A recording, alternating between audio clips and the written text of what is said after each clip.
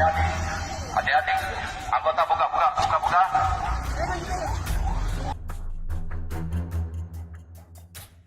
Aksi unjuk rasa mahasiswa di depan Mapolresta Mamuju, Sulawesi Barat pada Senin 12 Januari 2026 berakhir ricuh. Peristiwa tersebut terekam dalam sebuah video yang beredar luas di media sosial. Salah satunya dibagikan melalui akun X atau Twitter @neverlonely_.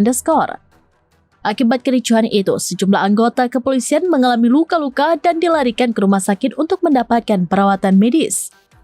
Kapolresta Mamuju, Kombes Pol Ferdian Indra Fahmi, menjelaskan bahwa aksi demonstrasi tersebut merupakan buntut dari unjuk rasa bersama tenaga honorer yang sebelumnya digelar di kantor Bupati Mamuju beberapa waktu lalu.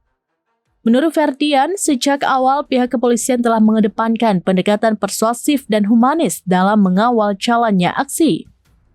Namun, situasi berubah ketika massa aksi berupaya memaksa masuk ke halaman kantor Bupati Mamuju dengan tujuan membakar ban dan menduduki kantor pemerintahan tersebut. Upaya tersebut berhasil dicegah oleh personel pengamanan Polresta Mamuju sehingga massa gagal memasuki area kantor Bupati. Diduga kecewa karena aksinya dihalang, massa mahasiswa kemudian melanjutkan unjuk rasa ke Mapolresta Mamuju pada hari ini.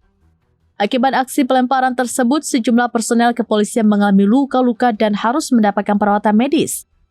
Hingga saat ini, pihak kepolisian masih melakukan pendalaman dan pendataan terhadap pihak-pihak yang terlibat dalam aksi anarkis tersebut.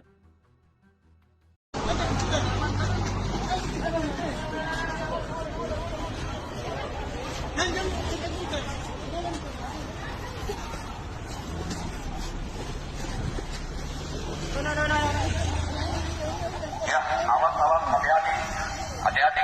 Anggota buka.